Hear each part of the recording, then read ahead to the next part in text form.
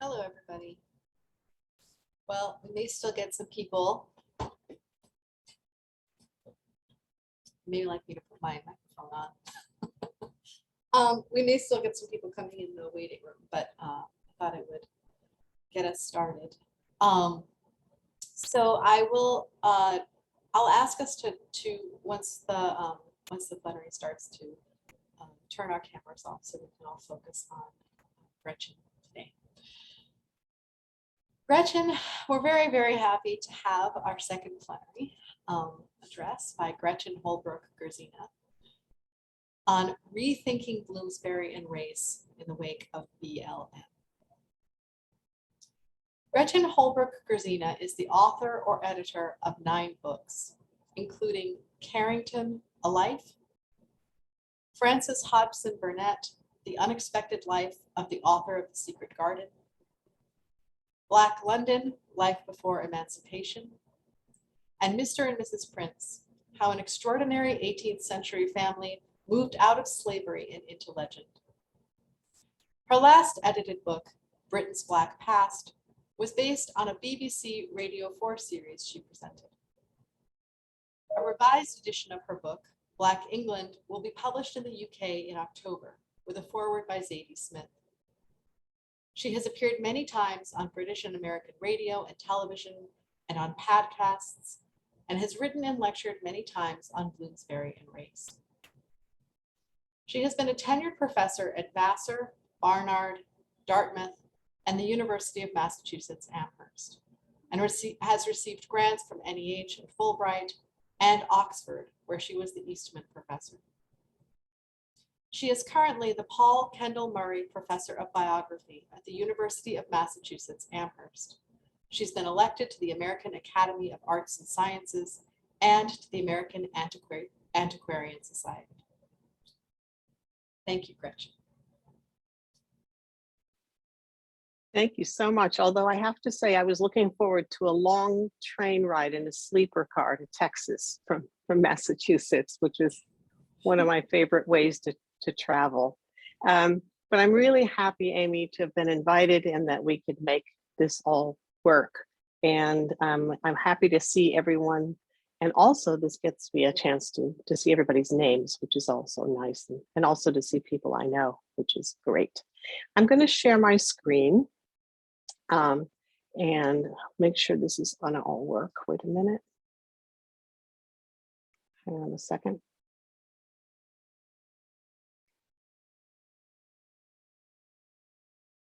I think your screen is sharing for some reason.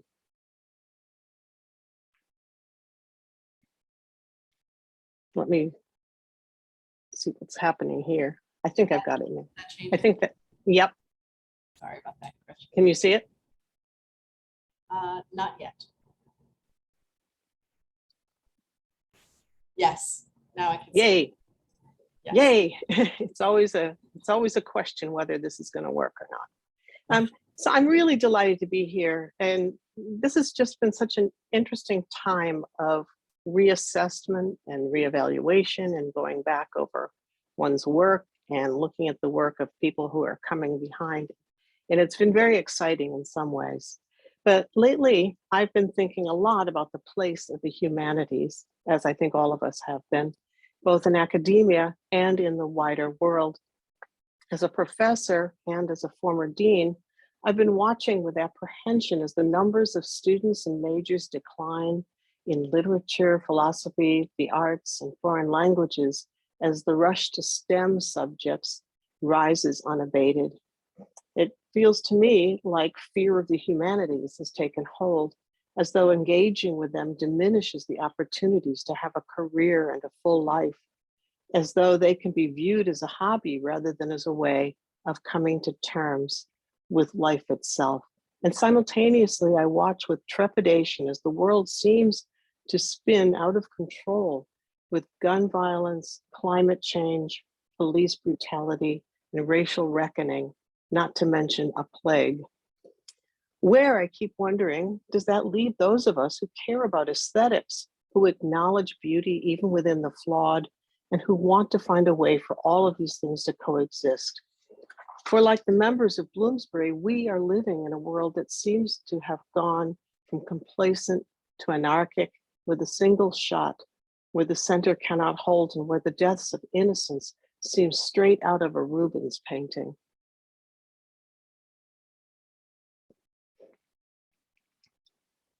Does it seem possible to sit in a garden and paint, or in a little room with inky fingers while the hounds are at the gate?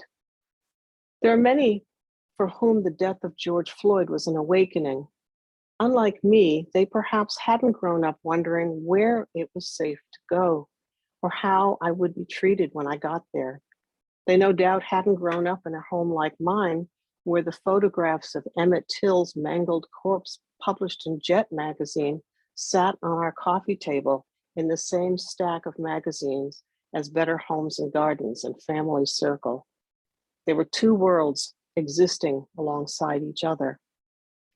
Years ago, when I was in graduate school, before some of you were even born, and when others of you who are here today knew me as a fledgling scholar, I was in a seminar where we had been reading Thackeray's Vanity Fair. When we got around to discussing the caricatured mixed race character Rhoda Schwartz, the professor turned to me and asked, "What did you think about that?" And I said, completely disingenuously, that I hadn't much thought about her at all. The truth was that I hadn't known what to think about her. I was a mixed race woman myself, studying mostly British literature, although I certainly had also read and was reading American and African-American literature. This was when the literary world exploded with works by Toni Morrison, Alice Walker, Maya Angelou, Henry Louis Gates, and others. But the works of Victorian and modernist British literature and African-American literature seemed worlds apart. As an undergraduate in a rural liberal arts college, where I was for a time the only Black student, I wrote a thesis on Dickens, whose books I loved. On the weekends, I drove an hour home, where I worked every summer and often at other times as well in an R&B record store, and I ran the streets with a pack of Black and white friends. My academic world and my hometown world occupied two completely separate spaces. Yet in academia, it wasn't always so clear. At my first ever MLA interview, the interviewers opened with good and bad news. The bad news, they said, was that they had only been allowed to hire in one field rather than the 2 or 3 that had initially been approved. The good news, they went on with a smile, was that the one remaining opening was in American literature. Well, I told them, the other bad news is that I'm not an Americanist. This had been clearly stated in my job letter, but somehow they had overlooked that because they knew from my filling out the required application diversity form that I was Black. Therefore, I must be an Americanist. Both these two instances happened for a similar reason. The first because at the time I had no notion that Black people had lived, worked, and been written about in Britain. I had no context back then for Rhoda Schwartz, but it led me several years later to immerse myself in that very context. For the time being, I was writing a dissertation on Dora Carrington and the Bloomsbury group, reading Proust in French and raising 2 small children. My eyes were first opened to a racialized Britain with the death of Bob Marley, when I learned of his enormous fan base in the UK with its huge Caribbean descended population. The second event, the MLA interview, happened not so much because I didn't have a sense of British social history and race at the time, which I didn't, but because that search committee did not have a sense that the lines of academic fields and race could be blurred or crossed. African-American scholar Kim Hall had not yet written about the Renaissance, nor had Gabriel Starr yet written about 18th century English literature, let alone going on to be the president of a college. Even when Gates was discovering and publishing the bondswoman's narrative, he hadn't recognized that a major scene that he was trying to parse came straight out of Dickens's Bleak House until a Victorianist told him.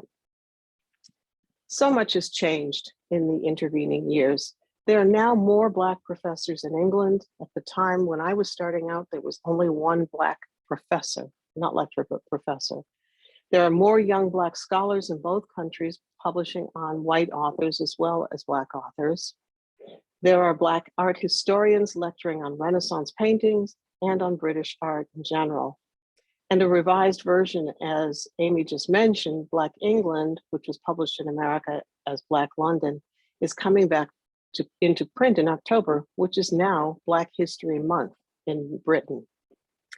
We need to understand that the context within which we read books and talked about them previous years may not be for many people, and certainly not for younger generation. It's the same as it was for us. Unthinkable in the past, there was now a group of curators, scholars, and independent researchers led by Miranda Kaufman, whose book Black Tudors made a splash 2 years ago, that is working to identify Black people in British portraiture, those silent figures in the backs of paintings or holding horses. This group includes not only people who've been doing this work for many years, but also younger ones who are becoming quite well known in their own right and are bringing new knowledge and new perspectives to this work. There are podcasts and exhibitions and books that are, to paraphrase Paul Gilroy, putting the Black in the Union Jack. We tend to read and think through the context of our own times. However, as Bloomsbury scholars know, it's not just about painting in a garden. Leonard Woolf wrote about America, Africa, and South Asia. David Garnett wrote a novel about an Englishman who brought his African wife to Dorset with sad results, as well as a story about a zoot-suited Black man who was exhibited in a zoo alongside a white man who was trying to woo his would-be fiance. These are complicated things, and Bloomsbury was not oblivious to race, although not always unimpeachable about it either, as a rather painful rereading of Fry's and Bell's writings about African sculpture will prove. Glenn Baxter's satirical cartoon about an African's supposed excitement at discovering the work of the white post-impressionists as though they had invented it brings this home. This is actually one of my favorite images. I think he really nails it. But I also want to stress two things. The first is that while this may be an inevitable thing, that life moves on, history moves on, our knowledge and understanding move on, that's not necessarily a bad thing. Indeed, the level of creativity this allows can sometimes be very inspiring. The second thing is that despite a social and political and gendered context, one can still derive as much joy and pleasure from the books they wrote and art that Bloomsbury produced as one did before. I still, after all these years, cannot read some of the lines from Mrs. Dalloway without choking up. For there she was, moves me every time. When Lily puts down her paintbrush at the end of To the Lighthouse, I too have had my vision, every single time, as though it's the first. I'm not the same person who once read those lines for the first time, however, nor am I the same person who wrote some of the things that I later wrote and mostly am proud of. I still mostly stand by them all. So here I am now, all these years later, talking to you once again about the Bloomsbury group where I began, and about race, which came later in my work, and about old research and old ways of thinking, and new research and new ways of thinking, both about race and about Bloomsbury, and how we need to think about these things in the wake of Black Lives Matter, especially in Britain, where the recent mistreatment of the Windrush generation and the ensuing scandal over the deliberately hostile environment of Theresa May and the horrific Grenfell Tower fire, and the way that students and a new generation of readers think about all of these things as being in conversation with each other. The world is not the same since I first read Woolf and as an undergraduate. And it's certainly not the same for younger people now newly encountering Bloomsbury and who are also inevitably thinking about race in the light of recent social developments. So with apologies to those who read my articles or heard my previous talks about Bloomsbury, race, and empire, I like to offer some background just to put Bloomsbury within that particular context in their own time. You all know that Bloomsbury members were born in the Victorian period and famously rejected all that as Edwardians and Georgians, but it helps to be reminded about the way race was presented during their lifetimes. While Virginia Woolf mocked the Wembley exhibition, the Victorians had loved their exhibitions of empire, which often gave the general domestic public their first looks at the people and products of the wider world. Black people were often part of these displays as books and on exhibitions, as books on exhibitions of human zoos remind us. There's a wonderful, one of the exhibitions that appeared, I think it was the one at Earl's Court, had an exhibition of an Indian, of an African village, and the fire broke out and everyone was trying to run out. And all of the people in the exhibition were also trying to escape. I think they finally made it. But what the Londoners hadn't realized was that these so-called Africans were actually Black Londoners who were actors pretending to be Africans in this village.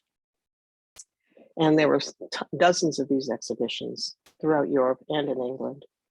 This desire to see the world this way continued into the late Victorian and early Edwardian periods. And of course, the black and white minstrel show continued well into 1970s on television. It should come as no surprise that in writing The Voyage Out, Woolf writes a scene reminiscent both of Africane's visit to a so-called native village in Suriname and the exhibitions so popular in England and the rest of Europe when Rachel Vinrace and Terence go to a village.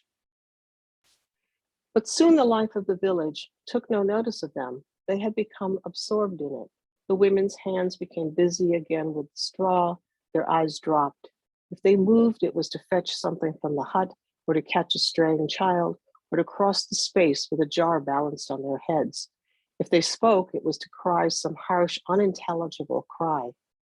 Voices rose when the child was beaten and fell down. Voices rose in song, which slid up a little way and down a little way, and settled again upon the same low and melancholy note. Seeking each other, Terence and Rachel drew together under a tree. Peaceful and even beautiful at first, the sight of the women who had given up looking at them made them now feel very cold and melancholy. Well, Terence sighed at length, it makes us seem insignificant, doesn't it? Correctly comparing the voyeurism of the human zoos of the Victorians and the Edwardians, the spectatorship of Rachel and Terence in the Voyage Out, and the self-congratulatory Empire exhibition at Wembley, which Woolf so disliked, Mark Wallinger writes that although Rachel feels her small world becoming wonderfully enlarged under Richard's influence, her subsequent encounter with the indigenous women suggests that her world actually remains quite small, as if transplanted from the pitch at Wembley. The scene of ethnographic exhibition reproduces the complex dynamics of spectatorship that obtains when one's only real knowledge of the other comes from looking at picture postcards or people on display. And yet, adult Bloomsbury, at least in London, was surrounded with actual Black people in their midst. Here's a nurse who originally from Sierra Leone who trained as a nurse in London. Here are Donald Adolphus Brown and an unidentified Edwardian woman.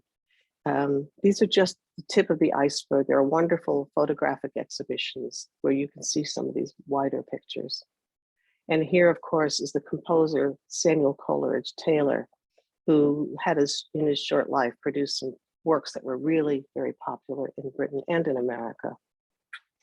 The 1924-5 British Empire exhibition continued the exhibition tradition, but perhaps in less overtly racialized ways.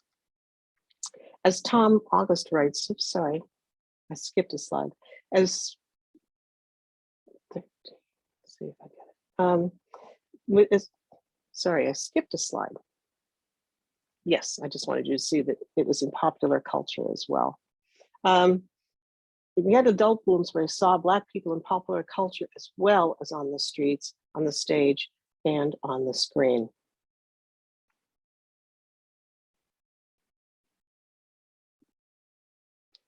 Oops, that one should have played music. I'm sorry it didn't work.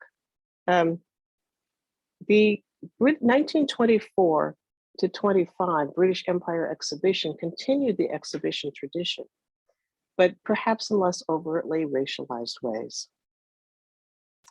As Tom August writes, it was in the individual territorial pavilions of the imperial section where one could find the art of the Maoris, Black South Africans, and the populations of the dependent empire. Here, the emphasis was not art, but rather artifact, housed within an appropriately exotic architecture that entertained the crowds and invoked images of traditional societies in the historical period BC, before colonialism. Wildly popular, the song "Let's All Go to Wembley" played on every wireless.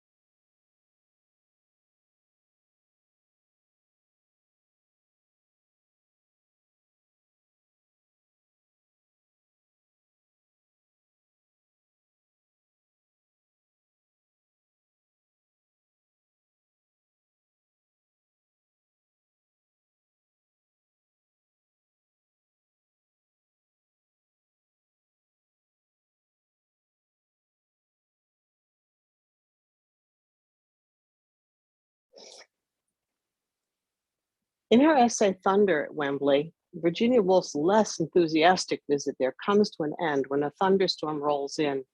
In her scathing response to empire, she writes, "The empire is perishing, the bands are playing, the exhibition is in ruins, for that is what comes of letting in the sky."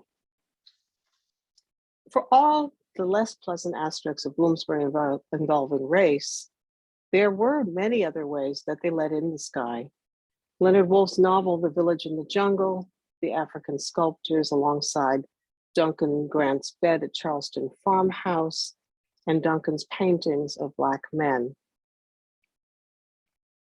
These days, there's been a resurgence of writing on a seminal event of Bloomsbury before it was known as Bloomsbury. The Dreadnought hoax, of course, in which a young Virginia Woolf made a public outing disguised as a Black man, means that an incipient Bloomsbury group made its appearance through the medium of race and blackface, to the great embarrassment of the government. Often mentioned in passing in the past, it's now the subject of a lot of serious scholarly investigation.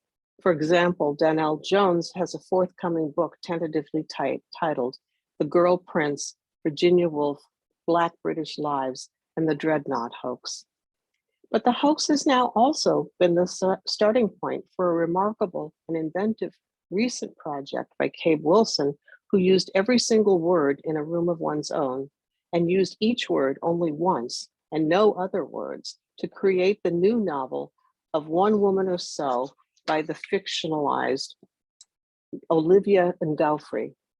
In it, a mixed-race Cambridge student, frustrated with the canon, decides that she will set fire to the Cambridge Library.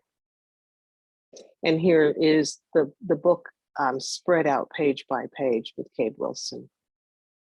And in a piece of performance art, which riffs on the Dreadnought hoax, in 2014, Wilson cross-dressed and apparently blacked up as a woman to impersonate Woolf and recreate Woolf's lecture, A Room of One's Own, and gave the lecture in one of Woolf's former homes, using rearranged words to perform it as the Dreadlock hoax. On the page, the words sometimes seem nonsensical, but read aloud, they not only make sense, but they explicitly address race, which of course A Room of One's Own had not done. And this is from the transcript.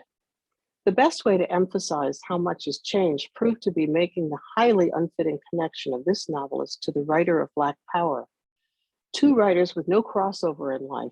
Indeed, his birth was in the summer of that fatal year in which he lay dead in the river. Bringing them together made a useful place to lay criticism upon often uncriticized language in their writing and a window into how meaning changes over time. Consider Negro. To one of our writers, it properly describes a dark person. For the other, it is unflattering, a hindrance. Nowadays, we pause at the term. It is a word of the past. Kabe Wilson's work raises really important questions. How can Woolf's work be reconsidered and reconfigured to address race, or can it? How can one use Woolf's own words to speak to the concerns of a new generation of readers? And my own question might be, what might Woolf have thought of all this? I'd like to think she would see the cleverness and brilliance in it, but who knows? Wilson is one of a new generation of Woolfians. He both admires her work enormously, but also came of age as a creative and a scholar. The project was his PhD creative project at Cambridge, near the time of the Windrush scandal and before the Grenfell Tower fire and the deliberately hostile environment of then Prime Minister Theresa May. It preceded some of these events, but did so within an already simmering political and social movement, many of the participants, but not all, young. In response to racist British government policies, such as stop and frisk and the dangers of driving while Black, people rose up. In brief, for those who might not now know, the history of the Windrush generation is this. Immediately after World War II, Britain was in dire need of labor to rebuild the country and actively recruited workers from their Commonwealth countries. In 1948, hundreds of West Indians, mostly from Jamaica, answered the call to help the motherland. They were British citizens and therefore needed no passports to enter the country. Of those who came, many were children who traveled on their parents' papers. Many of the men had served Britain in the RAF. They settled down in England, bought houses, had careers, and raised families.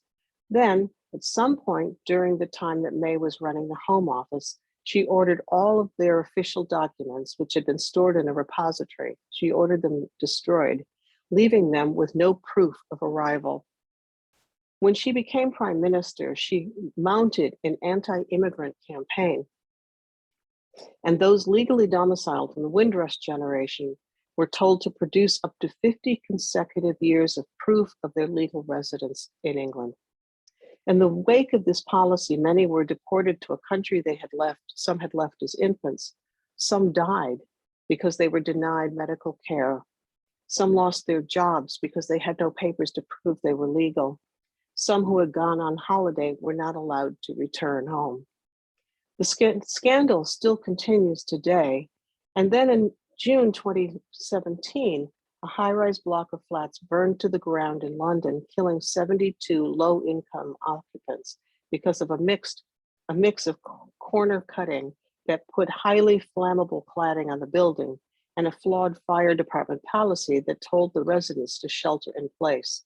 Only those who ignored the order survived.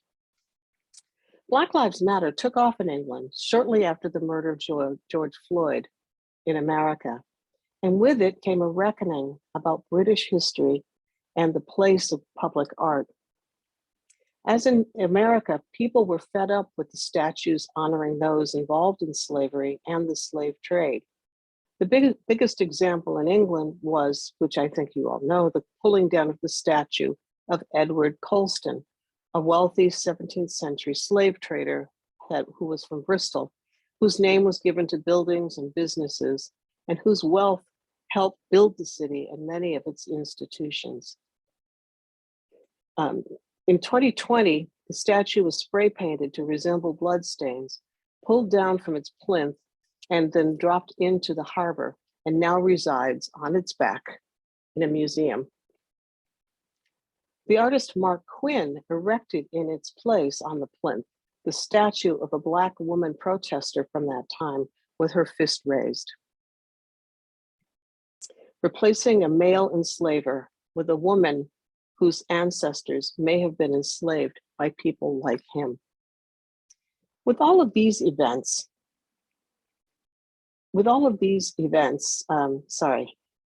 the artists and others are reassessing not only race, but gender. And again, these public tributes, this time to women, are sparking furious debate. In the same year that the Colston statue was toppled, the sculptor Maggie Hambling erected a statue called The Spirit of Mary Wollstonecraft in North London, deliberately not calling it an actual image of Wollstonecraft. She nevertheless came in for criticism as well as admiration. Silver and naked, the statue, according to Hambling, quote, is meant to personify a spirit, the naked every woman emerging from a swirl of female forms. To put clothes on her would have given her an identity, end quote. But then, why invoke Wollstonecraft if it's not to give her an identity? Or as one woman put it, I don't really get the lady at the top. If it's all about women and empowering women, I don't get why she's naked. And one outraged feminist actually clothed her, as you can see. In this climate of debate, how do we circle back to Bloomsbury? How does this affect how we think of their legacy and their work? One avenue of approach perhaps also lies in sculpture and representation. There was a bust, as many of you know, of Virginia Woolf in Tavistock Square in London. The original, I think, is in the National Portrait Gallery, where she once lived, but it is the only one actually sculpted from life, done by Stephen Tomlin. It was erected by the Virginia Woolf Society in 2004, and I've been very fortunate to have seen one of the castings of this, which was owned by friends of mine. According to The Guardian, an audit, quote, an audit of statues in London in October found there were more depictions of animals than named women on the capital's streets. Only 4% of the 1,500 monuments are dedicated to women. In light of this, it was a worthy cause to erect statues to Wollstonecraft and Woolf. Wanting one, however, to be in Richmond, where she lived, and wanting one of Woolf to be in Richmond, where she and Leonard had lived, a very lifelike one of her sitting on a bench was made in 2021. With the public, of course, including many Woolfians, now attuned to the meaning and history of public art, it clearly was tone deaf to plan to put it alongside the Thames River as a tribute to an important writer who died by drowning. BLM, statues of women, how might any of these things affect how we read and think about Bloomsbury today? If my students are any measure, these issues are at the forefront of their thinking, even when they don't want to talk about them. They read the opening of Orlando out loud in class and discuss it in terms of race and class and colonialism before we get to gender. Then they happily talk about gender by itself. I had other students in another class number of years back who said they thought that they couldn't understand Bloomsbury, and they'd said that they were selfish. When I asked why they thought they were selfish, they said it was because they dedicated themselves to art and literature, to things that had no purpose in the world. And I asked what they should be doing instead, and they said, well, I don't know, getting jobs in banks. So I think they missed some of the point of all the things we were trying to discuss. They now read the opening of Orlando out loud. As I said, they talk about gender. They read Fry's essay on African art from Vision and Design with some embarrassment. We have to be very careful in these emotionally difficult times when we discuss Woolf's death or Septimus's PTSD. They also stumble over Anglicisms and pronunciations and are flustered to discover that the name is pronounced Bernard, not Bernard in England, and they struggle to pronounce it correctly and to understand the times within which the Bloomsbury group were living. And they know that they are now surrounded by these recent political and social events, whether in England or America, and they have to put themselves back in time while remaining in their own time. Other new approaches to Bloomsbury's work are taking hold among writers and scholars take a look at the lineup for the upcoming Dalloway Day on 14 June, sponsored by the Royal Society of Literature. There's a session on class and social rank, which certainly have been discussed for years by Bloomsbury scholars, but now being led by Kabe Wilson and aimed at teenagers. There's going to be a session on the power of aesthetics in the 21st century, discussed by novelists Yomi Adegoke and Elif Batuman. But here's the thing. My students may struggle with the language, they may need to be led through the history, but they love the books. They love the writing. They love seeing the world through those eyes, eyes that are not their own, written in times that were also difficult, but they are not their own difficult times. And they leave inspired about other ways to think and other ways to see the world, at least for a while, without forgetting about the world that they have inherited. Thank you.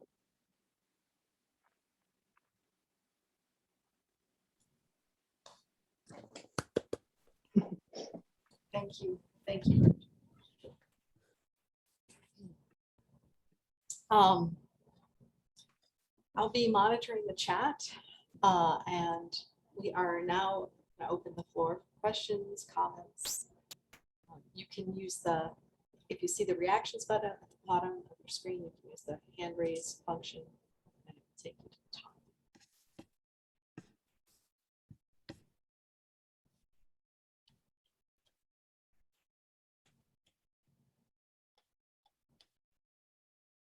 See a lot of chatter in the chat. Usually takes people a few minutes to gather, decide what we'd like to talk about. I'm curious if others are finding that Bloomsbury and literature and art are a hard sell to the people they talk to now. I'm really curious to hear more about that.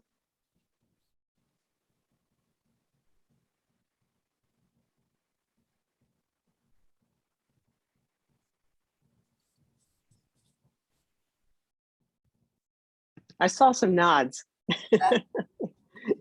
I taught a Woolf seminar a year ago, and my students were very enthusiastic. They also really enjoyed what we read, I think, in that class, similar to your experience, Gretchen.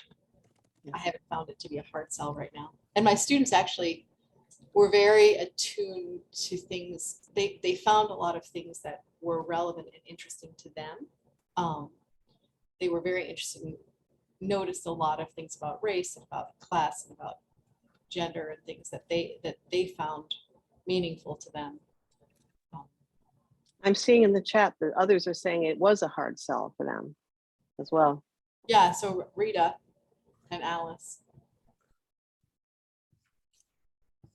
Go ahead, Ellen. Thanks.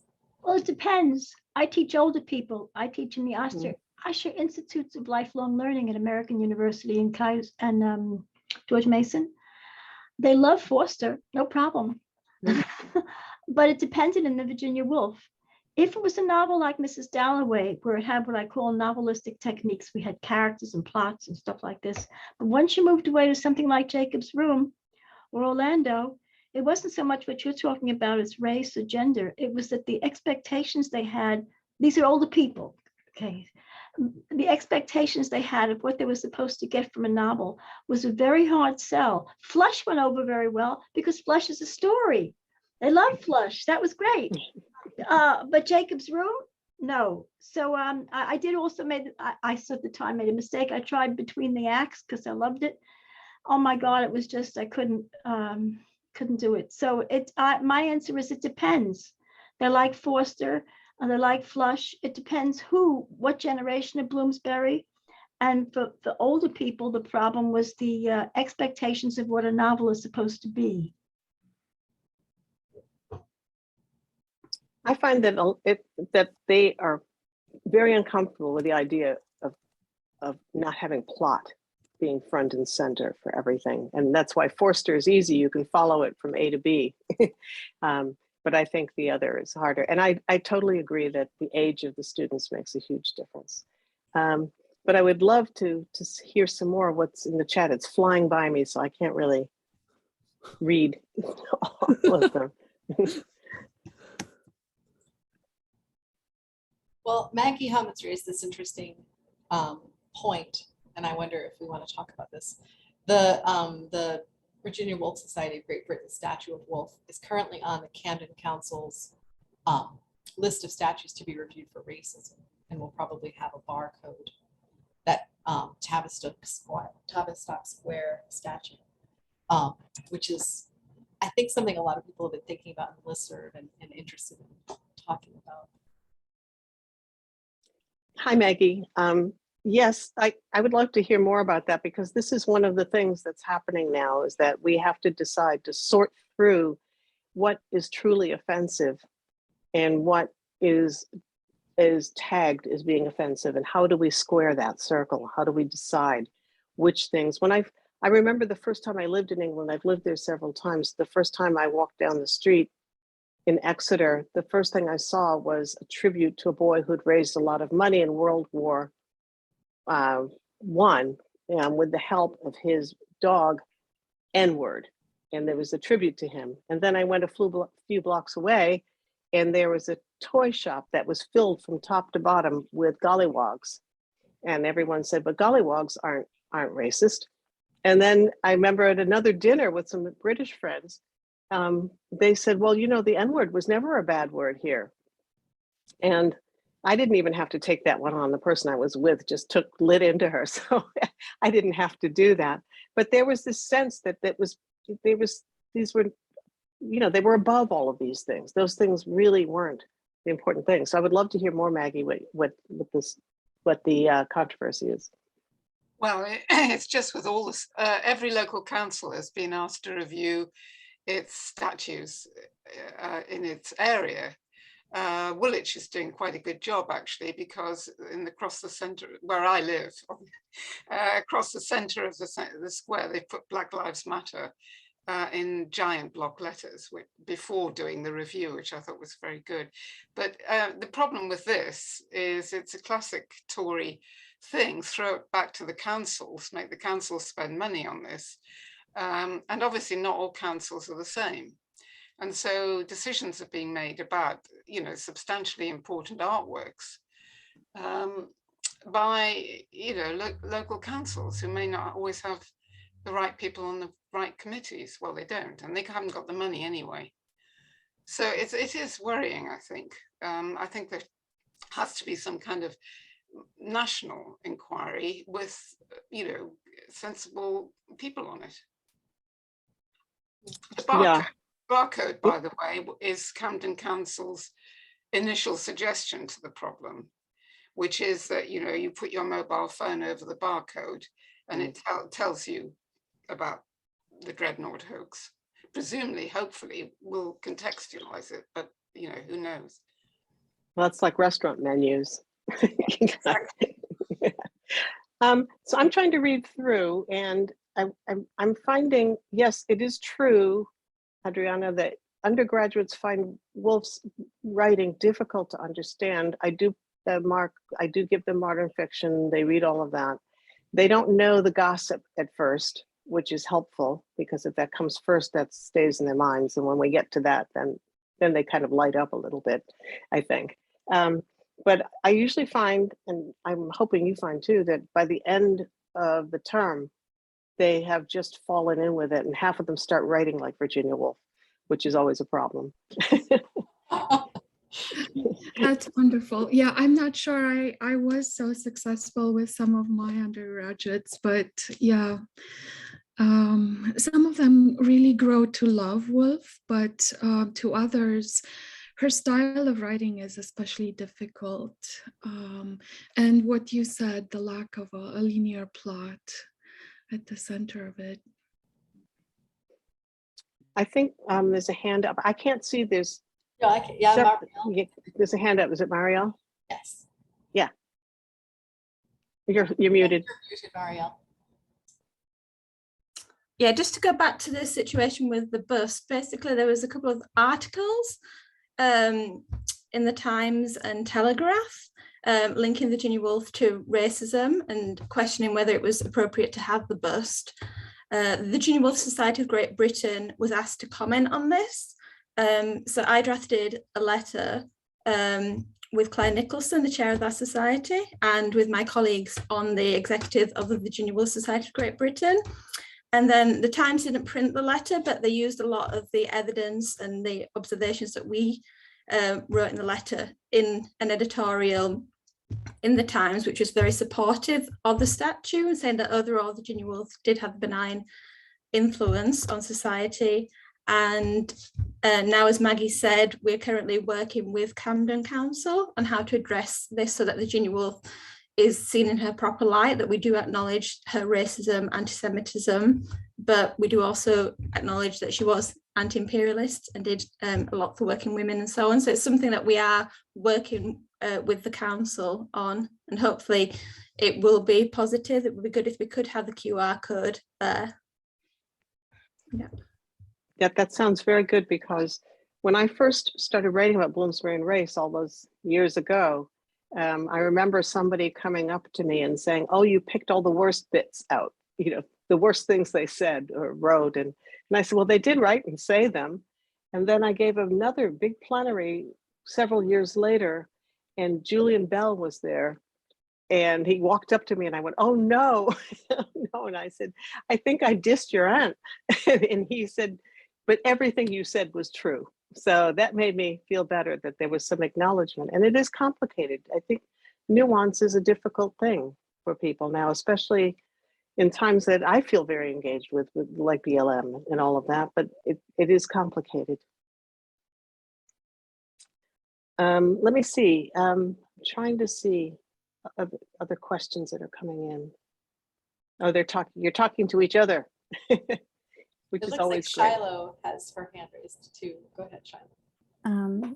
One of the things, thank you so much for your talk today. One of the things that I deeply appreciated about your presentation is that talks about race and Woolf often very quickly turn into certain kinds of moral panic, right? Do we have the right to still love Woolf, even though she said these racist things or these anti-Semitic things? Even as we think about Woolf as a product of her environment and her time, right? And so one of the things that I really appreciate about your talk is the context aesthetics gives us for thinking through these things. And in particular, foregrounding the talk in your lifelong love of aesthetics, which I thought was so beautifully done. So I'm wondering if you could tell us a little bit more about the work that you see aesthetics doing and sort of not ameliorating, but helping us find more productive ways to think and talk about race, class, and gender that don't necessarily disintegrate into moral panic. Oh, that's a big order.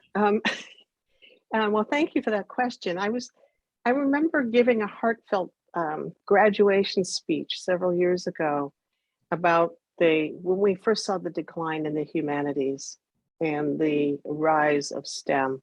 And I have nothing, I really appreciate my doctors. I really appreciate all this technology that we make use of. That's not to denigrate any of it. But I really wanted to say in this talk that aesthetics are what in many ways make life worth it. The things that give you joy and pleasure. If we go back to G.E. Moore, even, and talk about, human, conversation and the contemplation of beauty as being some of the most important things in the world. They seem very naive when we think back to Woolf and to Strachey and the others at the time. But in fact, isn't that true? That seeing great things that are created, or that having people, especially we learned in the last 2 or 3 years with the pandemic, that having human conversation and contemplation of people and things. I was thinking about this a lot the other day because I was in a group of very successful women at dinner, and we were arguing. had been talking about a book about a library.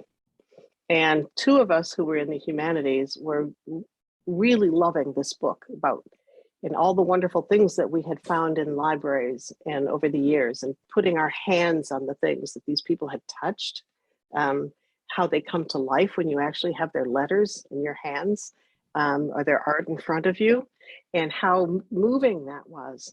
And someone else who was another field looked at us and said, I haven't been inside a library in 25 years. I don't see why one would want to go there. And we were trying to, I mean, what do you say? I said, well, the things that you like to do are in there. The people who did the things and created things and wrote about the things that you write about in the sciences, they're in there. And why would that not be an exciting experience? And it was actually kind of humbling to realize that the things that mean so much to some of us have had so little attached to them in terms of what is useful in the world. And I really do think that all of these social movements, I marched on Washington when I was 19. I mean, all these things that shape our lives are hugely important. But also, I know that when I sit down to read for class, I think, oh, what a hard life. I get to read, a novel by Virginia Woolf. I taught a class this year on Black British literature. And I taught it at the same time that I was teaching something much more straightforward. And the Black British literature, the students were blown away. They said, look at this writing. We had no idea this existed. And it's through aesthetics that they're now finding meaning about things like race and other kinds of ways to be in the world and what the experiences of others were. They asked me for reading lists. They said, we'd never heard of Bernardine Evaristo. We'd never, read some of these other things. And we were very lucky that some of the writers actually zoomed into our class. They get to talk to people like Patterson Joseph, the actor, came in the class and talked to us. S.I. Martin, whose book has come back into print, he came into our class. And the students just felt that through aesthetics and through literature, their worlds just exploded. They just found so much more that they had not known about, that they didn't narrow things down, but it widened everything for them. And that's what I'm holding on to, that you can be both. And I stole that from Monica Ali. I mean, not Monica Ali. I always mix her up. Ali Smith, two totally different writers. How to be both.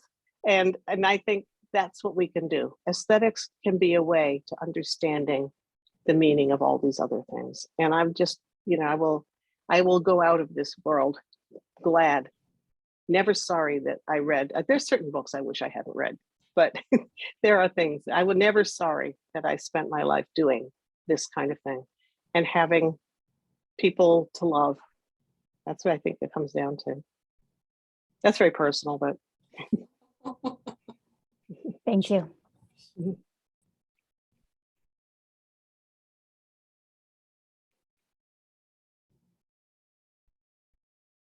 Kelly?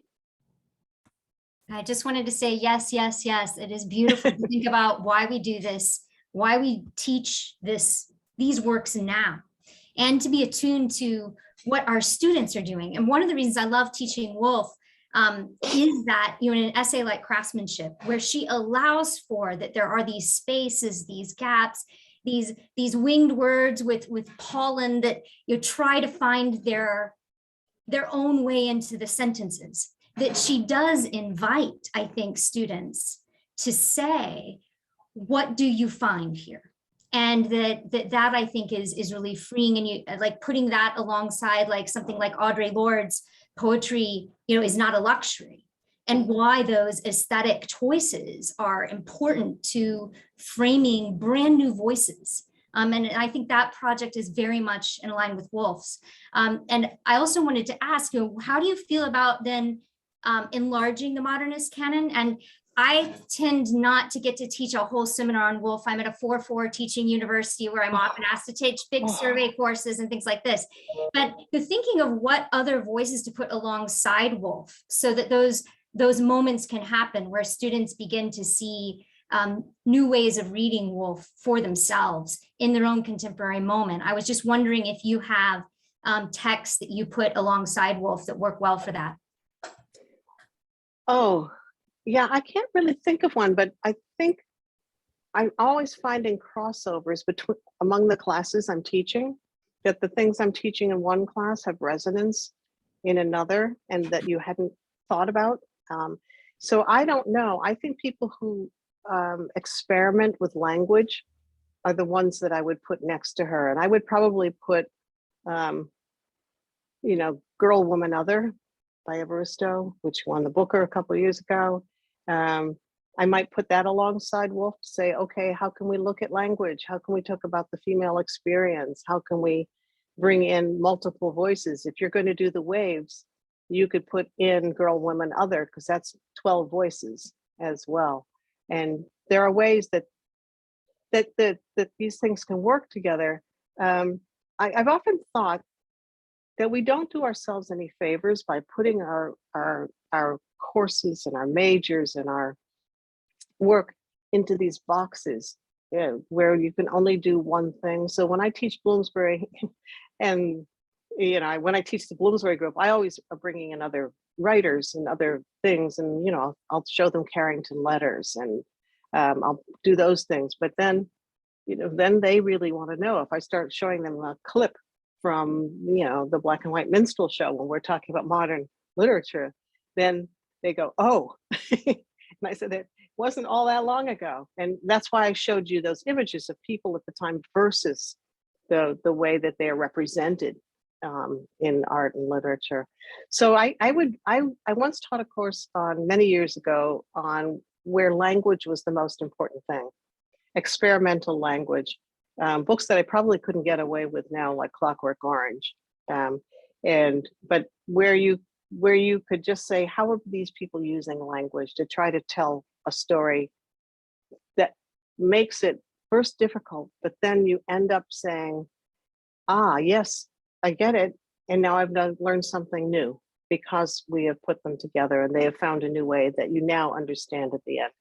But I don't know, it's all playing in some ways. You know, I want to make them think about new things that they can do. So I might put an essay, for instance, by Zadie Smith alongside an essay by Woolf and say, how was the essay form working? And we can look at form in that way. And that actually works quite well.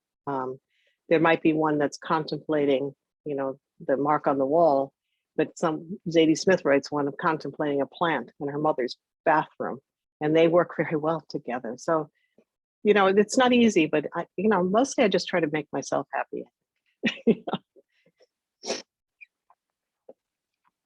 There's a lot of talk in the chat about Oh, what are they parents. reading? Kew Gardens.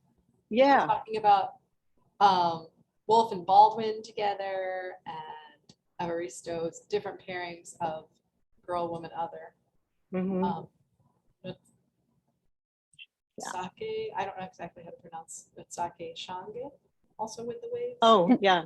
Intozaki Intozaki Shange. Okay. Yeah. The playwright. Yeah, I think, yes, it was Peter. Yes, it was Julian Bell, the younger. I obviously never met Julian Bell, the brother of Quentin.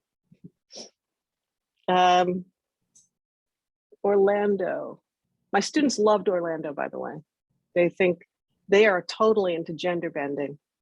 And so that was just a joy for them to play with.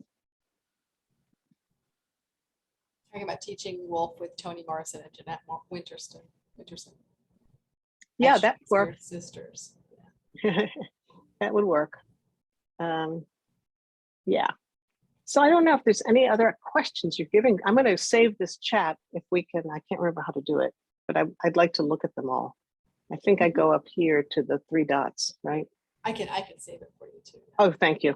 Thank you. Because it's always curious. Often the talks I give, the first 10 comments in the chat are saying where they're zooming in from.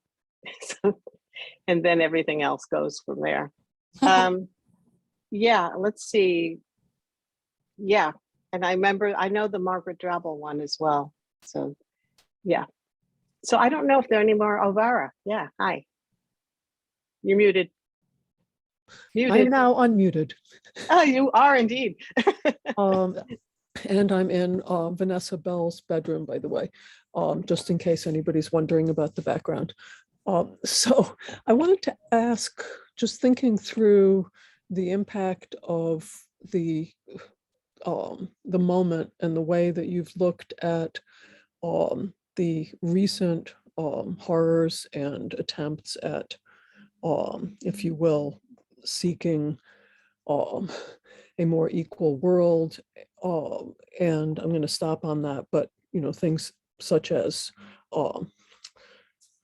Floyd's death and the pulling down of statues influences, as it were, in retrospect, but also in a saturation of Woolf's work, altering how we see her work. And yeah, whether that, I mean, it seems to me present in what you said, that's there very clearly. And I just would like you to expand on it, if you can. Yeah, obviously this is, when I first started thinking about race in Britain, and then Bloomsbury and race, it was more in the context of what was that like? What would it have been like to be a Black person at that time? And people who are, as in the American South, walking the streets every day and seeing the things that I saw, in shops and in street signs and things. And how do you say, all right, Woolf wrote magnificent things. She had some ideas and thoughts and things that weren't so magnificent. We talked a lot in class about cancel culture. And when I asked them if the personal views of the creator mattered a lot, it all did to them, but they all did that in the context, which surprised me, of actors and musicians. And so it was a different context than I would have anticipated. So that when I think about Woolf, I want to say, why do they hold the ideas that they held? Well, because most people did. They all had backgrounds in imperialism. They all had families who had served in India for generations. They may have rejected many of these things. They certainly didn't like to read Kipling like their parents did. but at the same time, we have to say, okay, but Virginia lived with Leonard, and Leonard wrote about these things, and they talked about these things. She's not oblivious to them. She may have said what we consider today some anti-Semitic things, but at the same time, she married a Jewish man and they had a pact, as the war came closer to them. So we have to complicate some of these things. It's like a palimpsest for me. I write, when I think about ever since I wrote Black London, I could never walk the streets of England without seeing those people from the 18th century walking alongside me. And what I'm trying to do now is to make that palimpsest include these recent events, these social awakenings, these things that we can't walk through Bristol in the same way. I wrote about Parrow Jones, who lived in a Georgian house in Bristol as an enslaved man who became an alcoholic and died. Now a bridge is named after him. To some people think, well, if you're going to pick a Black person in Bristol to celebrate, did it have to be someone who was so badly treated? So that's opened another conversation. But you can't walk through Bristol now without thinking about that. You can't walk through Liverpool without thinking about those things. And I want us to think, well, can we do the same thing with Bloomsbury? And I think that the way that these younger creatives like Kabe Wilson and some of the others are doing it is really fascinating, because they actually are taking the work itself and turning it around and using the words to create something new that Woolf would not have recognized, but that I think is really exciting. And they're using language in ways that is exciting. So I guess, I'm not probably answering your question, but I want us to think about the way that all of these things are layering upon each other, and that we have all of these years of thinking about Woolf and Bloomsbury, but these are people coming to it now. And what are they thinking about it? How are they receiving it? And what happens when they're walking down the street that says Black Lives Matter on the side, on the pavement? And then they see a bust of Mary Wollstonecraft someplace else, which frankly, I don't think looks like Mary Wollstonecraft, but that's okay. As she said, that's not the point. So, but I think we just have to recognize that these worlds are coexisting in our minds, and we have to just figure out how do we compartmentalize, or do we have to bring them in to our thinking? That was really all I was trying to say. You answered it perfectly. It wasn't Thank you. in any way anything but perfect. Thank you. It looks like sometimes Vicky Macias has had her hand raised. Would you like to say something, Vicky? I'm okay, thank you. Okay. Sorry, I thought you were kind of going in and out there. I don't think it's a question. I think it's just a thought. And just as a disclaimer, I am a Black woman who has been reading Virginia Woolf since I was 12. Wow. My father also read Virginia Woolf as a young man. And I think and I just recently completed my PhD, and part of my dissertation was on Mrs. Dalloway. And a lot of times I noticed that when race comes up as a topic in Woolf studies, or sometimes modernist studies as a whole, the reaction is always to focus on why that's happening, in terms of trying to, like you said, like only talk about the best bits of Woolf and not actually acknowledging the worst bits. And I think one of the things I want to think about is, I understand sometimes the thought of reading someone in their context, and how sometimes when, as people who are in a different society, or like you said, a society where we are seeing things like Black Lives Matter on the sidewalk as we're walking, which wouldn't be true for Woolf's time. One of the assumptions is that a person of color reading Woolf during Woolf's time would not have the reaction that a person of color reading Woolf right now is having. So I think for me, the question is audience, right? So who are we presenting as the audience when we make those kind of statements?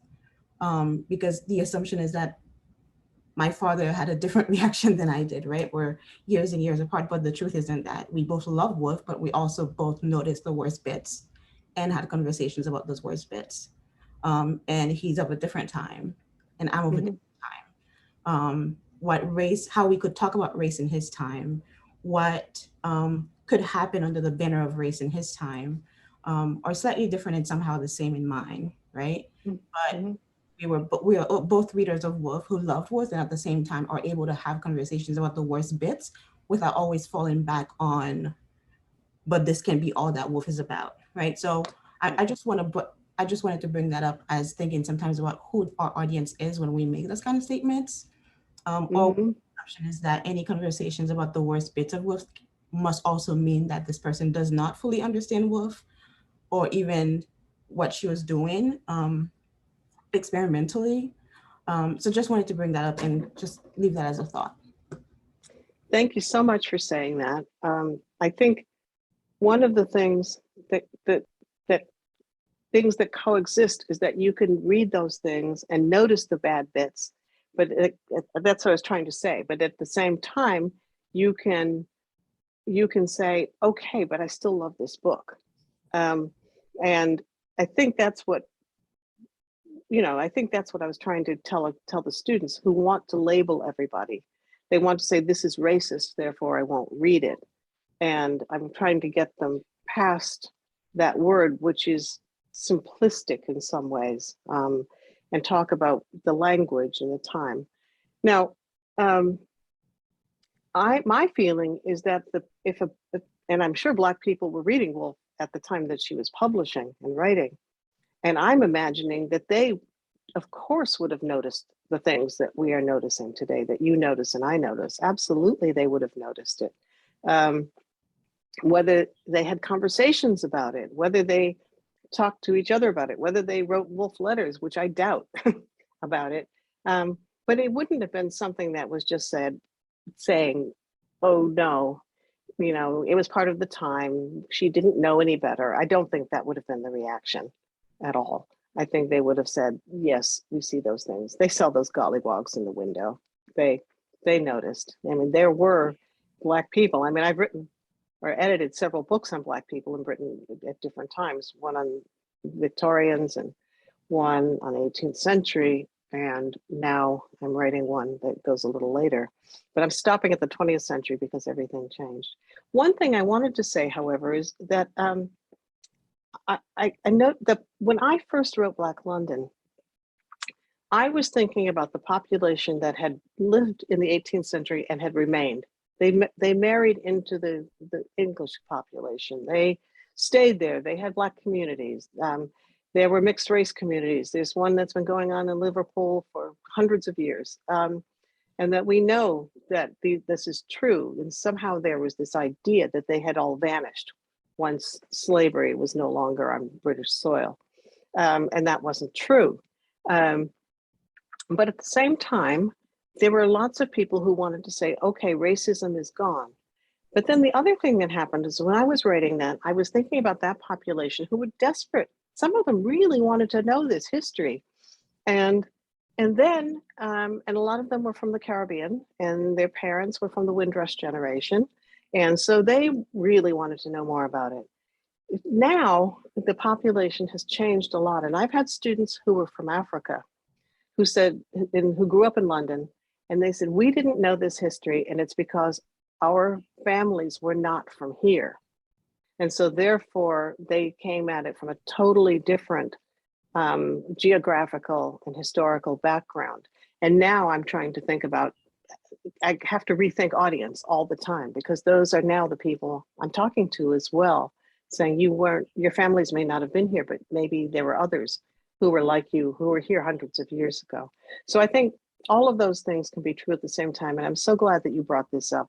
I think it's really important because Black people have been reading white authors for as long as people have been reading.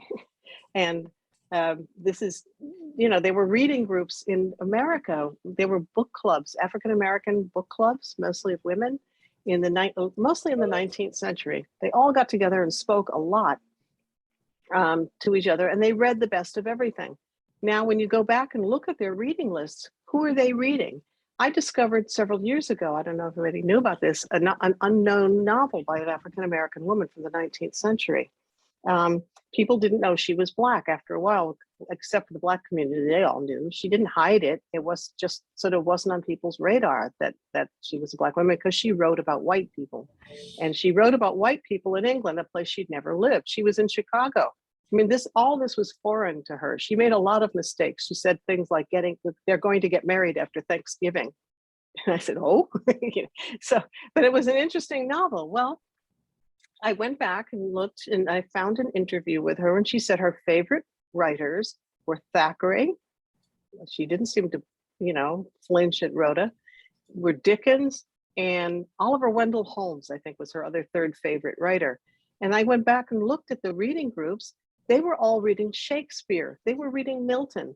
There was no canon of African-American literature. There were some people who were doing slave narratives, but there was not a big canon of people to be writing fiction that they were reading. And so, of course, Black people were steeped in all of this literature, and they noticed everything. So it's really important. I know I went on and on here, so I probably, we're probably at the end of our time anyway. So, but I'm so pleased that you brought that up. We have about 10 minutes left, I think. Oh, okay, yes.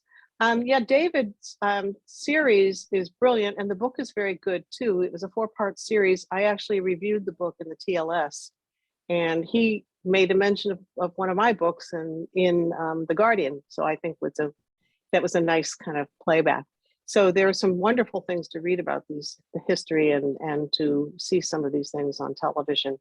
I saw the other day that in The Guardian, that Bernardine Evaristo is worried that Black writers are in vogue now, and that she was worried that publishers will see that this is going to come to a natural end and they'll just go back to publishing only white people again. I don't know whether that's really true or not, but I think she's concerned about the publishing industry itself and where that will go. Let me see if I can find something else. Yes, I think things are answering to you, Vicki, too, which is nice. Playing in the dark. Yes, it's absolutely as relevant. And I have a little story about that, which I probably shouldn't do with a little name dropping, but Toni Morrison actually, when she moved to Princeton, asked me to go teach at Princeton with her. And she was putting together a new course on American Africanisms. And the lectures in the course were going to become a book. I gave one or two of the lectures, and I met with all her students every week. And it became the book Playing in the Dark. So I was in it from the beginning and listening to all as she was pulling her ideas out and thinking about it. And it gave me the idea that it was okay for me to start writing some of the things I had been writing. I found over 60 novels in the 18th century that had Black characters in them. And I had started to write a book about that. And then I ended up writing Black London because somebody in a bookshop told me, when I was trying to find a book, told me that there were no Black people in England before 1945. And we got into a little tussle. And then I said, okay. And I put my book on Black characters in these early British books aside, and I wrote this book instead. And I'm really glad I did, but it was the prevailing thought. It still is, I think. I mean, you still hear people say that. The Windrush, 1948, that's when Black people first showed up. So David's BBC series and his book, Black and British, are really important books because they aim toward the general trade audience. So much of our work has been only with academic audiences. So it's really important that we see all of these people's work as being generally available. There was a documentary I was in many years ago where they were interviewing people. It was a 4-part series on Black British history. And they were interviewing a group of people in Brighton, where they had discovered this they were doing an epidemiological study and discovered that all these white people turned out to be carriers of sickle cell trait. And so this was quite a surprise because, generally you're not a carrier of sickle cell trait unless you have African background.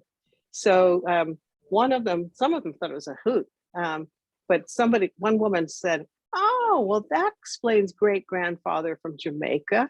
So and I've seen others who thought they're really interesting ancestors were white and discovered later they were Black because there were no portraits. Nathaniel Wells, I talk about there's an article that someone else wrote in my edited book, Britain's Black Past, he was a wealthy man in Wales, a huge property owner, multimillionaire. And his descendants, and some of them in Australia, hadn't realized he was Black and had been celebrating this important person in Wales. And most of them were excited about it. They thought it was really neat. Others were kind of like, didn't want to talk about it at all anymore. Just like Samuel Johnson's servant, Francis Barber, his descendants 200 years later, some of them flat out said, we don't want to talk about that man. So, these things happen. It's in the DNA. And I think that's the other point. It's not just a palimpsest, it's in our bodies. Yeah, let me think. Phyllis Wheatley's Poetry Club. Yes, that's so wonderful. That would be a wonderful thing to find out. I remember I had taught a class in special collections, and the librarian was bringing out various books that they had that were special. And he brought out a copy of Phyllis Wheatley's poetry and handed it around, and she had signed it. And that's when it hit the students that she had held this book in her hands. She wasn't just somebody on the internet that you could read a poem or two. She actually had this book in her hands, and now they have it in the library. So I think this is my pitch for the libraries, but I'm preaching to the choir here. Let's see, Woolf seminar, let's see. So I think there is a, I forgot the name of the website. One of my colleagues has put together a website on groups of clubs, of African-American clubs and reading groups and other kind of conversational groups.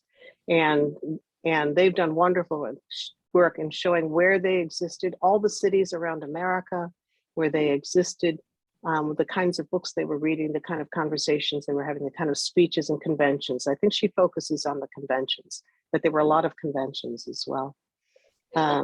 It looks like Ellen has her hand raised. Yeah. Oh, sorry. It's okay. This is a wonderful book of Phyllis Wheatley, The Age of Phyllis, Honoré Fanone Jeffers. It's a sequence of poems where she takes into it Phyllis Wheatley's life, and she retells it in a very, very beautiful way. And I just want to recommend it. And it's a wonderful book if you want to try, because I've tried it, you want to try to interest people. Because there's the problem of 17th and 18th century literature too that doesn't appeal directly. So if you take this more modern one and you use it, and it really, I just really want to recommend this as a wonderful book. She's a poet, very good. And they'll love Phyllis Wheatley if you've been, they'll be very interested in the whole thing. Yeah, they will. And I don't know how we got from Virginia Woolf to Phyllis Wheatley, but we've done a little meandering through history and literature. She's a wonderful poet, the woman. The woman's a wonderful poet. No, I'm sure. I've heard of this book, so I'll take a look at it. Carol Phillips, yes. And I actually had Carol Phillips come talk to my class on Black British literature. He zoomed in. This is the miracles of Zoom. You know, I can be talking to all of you and Carol Phillips can zoom into my class and all of that. So he's great.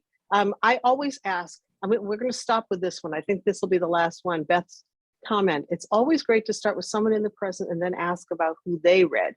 That's great. I made the big mistake of asking a class last year what they read. You know, who do you read when you don't have to read for classes like mine? Who do you read? And they were surprising. They were mostly things that were very depressing. Some of them liked books that made them cry.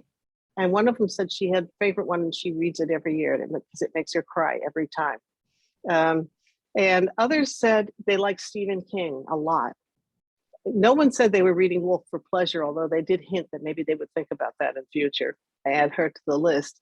And then one person, I shouldn't say this, actually said, well, I actually don't like reading.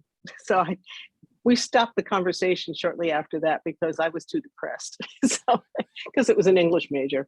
But I think, you know, that crying thing I think is important. I cry at the end of To the Lighthouse, and I always do, and I don't mean to, but I'm always building up to it because my husband interrupted me. He was doing something with dinner, and I was finally in the last section, coming right up to Lily with her, you know, standing out there in the paintbrush, and I said, I've been waiting for this, you know, the whole time I've been reading the book. And he said something about dinner. I said, damn, now I have to read the whole book again so I can get to the emotional space for the end of this novel. It's like my sister who went to see the Buddy Holly story with a box of Kleenex and was so upset when they didn't show the plane crash. So I think we want an emotional response. And I think people read for emotional responses. Some of us read for words, some read for language, others read totally for emotional responses. And there's nothing wrong with that. I love Drew's comment. Bad books are gateway drugs that will lead people to the good books. That's actually fine, as long as they're reading. Yeah. That's what we say, as long as they're reading, which is great. I think we are out of time now. Yeah, thank you so much. Yeah. Enjoy this conversation. Yeah, I really had fun. Thank you so much. And I'm going to get this chat because I want to see everybody's comments. Yes, you can just click on those three dots and save the chat. Yeah, I just have to find them again. Oh, there they are. Yep, they're still coming in. Oh, no, nope, I can't find it. Can you save it for me and send it? Yeah, absolutely. Okay, thank you. And thank all of you. You've been a wonderful audience. Great conversation. I really appreciated it. Yeah, thank you. Bye. Bye-bye. Bye-bye.